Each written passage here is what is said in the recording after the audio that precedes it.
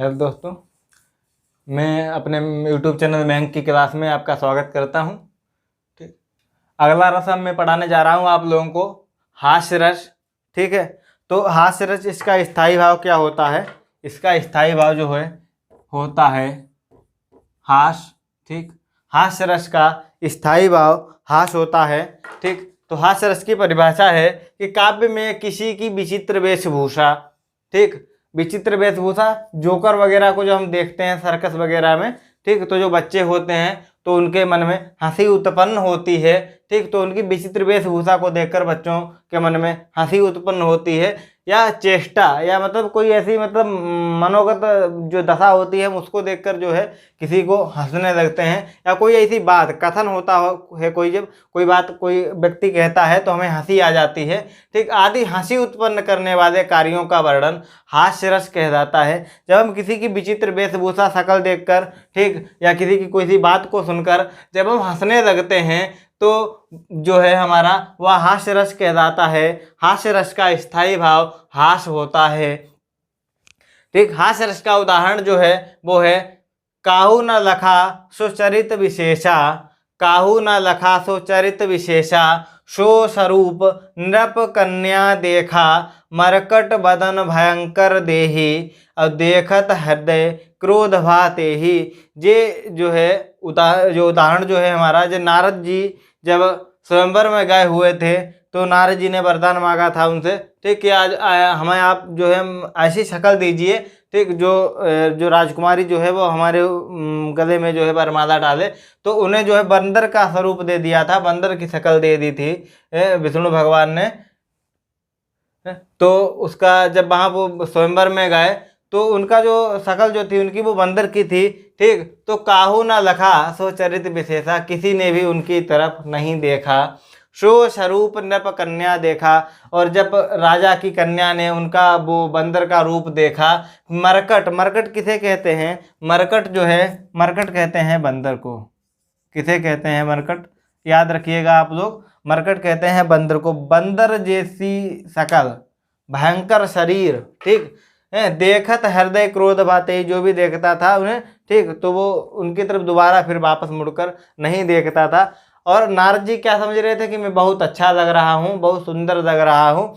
तो जहीं दिशि बैठे नारद फूली, ठीक, नारद जी जिस दिशा में जिस तरफ बैठे हुए थे वो अपने आप में मतलब बहुत फूले नहीं समा रहे थे। सो दिश ते ही ना बिलो की भूली, उस तरफ जो था किसी ने भी भूल कर भी नहीं देखा। पुनि पुनि मुनि उकसही अकुलाही, बार बार जो ऋषिगण थे, जो मुनिगण थे, वो उजक उजक कर जो थे देख रहे थे। देख दशा हर मन मुस्काही, हर हर किसे कहते हैं? भगवान शंकर को हर कहते हैं। भगवान शंकर के जो गण थे वो भी नारद जी की उस दशा को देखकर मन ही मन मुस्कुरा रहे थे। तो नारद जी की दशा को देखकर, नारद जी का जो शकल था उसे देखकर सभी लोग वहाँ पर हंस रहे थे। तो यहाँ पर जो है हास्य रस हुआ हमारा। ठीक है, अगला रस है, अभी हमने बताया था आप लोगों को हास्य रस। ठीक, उसके बाद आता है हमारा करुण रस। ठीक, करुण रस की परिभाषा है किसी प्रिय व्यक्ति वस्तु आदि के अनिष्ट की आशंका। ठीक, जब हमारा कोई प्रिय व्यक्ति होता है, ठीक, और उसके साथ जब कोई अनहोनी होती है, या कोई प्रिय वस्तु होती है जब हमारी, और जब प्रिय वस्तु हमारी गायब हो जाती है, गुम हो जाती है, ठीक, तो उसके अनिष्ट की आशंका या इनके विनाश से, या हमारा कोई प्रिय व्यक्ति मतलब जब खत्म हो जाता है या हमसे बहुत दूर चला जाता है, ठीक, तो इनके विनाश से हृदय में जो उत्पन्न दुख होता है, ठीक, जब हमें मतलब हमारा कोई प्रिय व्यक्ति हमसे दूर होता है तो हमें बहुत दुख होता है। तो हमारे जो हृदय में जो दुख उत्पन्न होता है उसी दुख को हम क्या कहते हैं? करुण रस कहते हैं। ठीक है, दोबारा देखिएगा, किसी प्रिय व्यक्ति वस्तु आदि के अनिष्ट की आशंका या इनके विनाश से हृदय में उत्पन्न क्षोभ या दुख को करुण रस कहते हैं। हमारा हम जो कोई प्रिय व्यक्ति होता है हमसे बिछड़ जाता है तो हमें बहुत दुख होता है। ठीक, तो उसी तरीके से, या हमारी कोई प्रिय वस्तु होती है जब हम मतलब गुम हो जाती है, ठीक, तो हमें जो दुख उत्पन्न होता है वह हमारा क्या होता है? हमारा करुण रस कहते हैं हम उसे। ठीक, इसका उदाहरण है हमारा जो उदाहरण है, पहला उदाहरण है हमारा कि शोक बिकल सब रोवहि रानी है, शोक बिकल सब रोवहि रानी, रूपशील बलु तेज बखानी, अब करहि विलाप अनेक प्रकारा, अब परहि भूमि तलवारहि बारा। ठीक, ये जो है हमारा करुण रस का उदाहरण है। ठीक, जब दशरथ मर जाते हैं, भगवान श्री रामचंद्र जी को जब वनवास होता है और जब अपने दशरथ प्राण त्याग देते हैं, ठीक, तो वहाँ का जो दशरथ मरण का जो है वर्णन है। ठीक, शोक बिकल सब रोवहि रानी, मतलब जो रानियां थीं, ठीक, वो मतलब बहुत ही विलाप कर कर रो रही थीं। ठीक, रूपशील बल तेज बखानी, और उनका जो रूप था, उनका जो सौंदर्य था, ठीक, जब उनके आंसू गिर रहे थे, ठीक, तो वहाँ पे उनका सौंदर्य जो था मतलब ऐसा लग रहा था नष्ट हो चुका है, मतलब उनका चेहरा जो था बहुत ही बेहतर लगने लगा था। करहि विलाप अनेक प्रकारा, और जो वो रानियां रो रही थी ना, तो वो अनेक प्रकार से, ठीक, रो रही थी। परहि भूमि तलवारहि बारा, और वो बार बार जो था भूमि पर गिर रही थी। तो यहाँ पर जो है हमारा करुण रस है। ठीक है, तुलसीदास जी ने हमारा लिखा हुआ है। किसने लिखा है? हमारा तुलसीदास ने लिखा है, दशरथ मरण का है। ठीक है, अगला उदाहरण है हमारा, देखि सुदामा की दीन दशा, करुणा करिके करुणा निधि रोए, अब पानी परात को हाथ छुओ नहीं, नयनन के जल से पग धोए। ठीक, तो जब भगवान श्री कृष्ण ने सुदामा जी की दीन दशा को देखा, उनकी जो बुरी स्थिति थी उसे देखा, ठीक, तो करुणा करके करुणा निधि रोए, तो भगवान श्री कृष्ण जो थे उनकी उस दशा को देखकर फूट फूट करके विलाप करने लगे। पानी परात को हाथ छुओ नहीं, और वो इतना रोए कि उन्होंने जो परात में जल रखा हुआ था उसको हाथ भी नहीं लगाया, उसको छुआ भी नहीं, और अपने आंसुओं से जो थे भगवान उनके सुदामा के जो थे पैर धोए उन्होंने। तो यहाँ पर भी करुण रस है हमारा। ठीक है, हमारा अगला रस है, ठीक, अभी हमने पढ़ाया था आप लोगों को करुण रस, उसके बाद हमारा अगला रस है वीर रस। ठीक, वीर रस, पहली बात तो वीर रस का स्थायी भाव क्या होता है? ठीक, तो वीर रस का स्थायी भाव होता है हमारा उत्साह।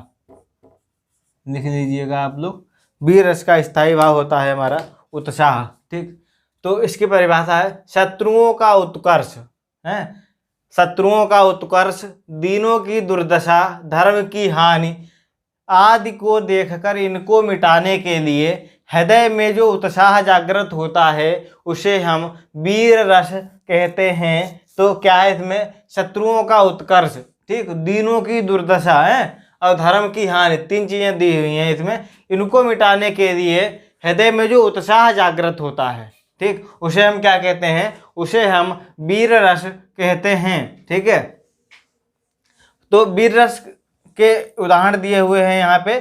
ठीक, पहला है हमारा उदाहरण इसमें है कि सिंहासन हिल उठे राजवंशों ने भ्रकुटी तानी थी, अब बुंदेले हरबेलों के मुँह हमने सुनी कहानी थी, अब खूब लड़ी मर्दानी वह तो झांसी वाली रानी थी।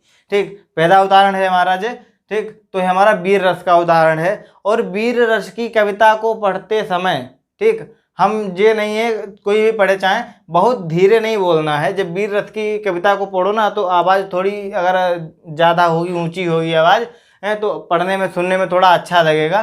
ठीक है, तो पहला उदाहरण हो गया। फिर दूसरा उदाहरण है कि मैं सत्य कहता हूँ सखे सुकुमार मत जानो मुझे, यमराज से भी युद्ध में प्रस्तुत सदा मानो मुझे।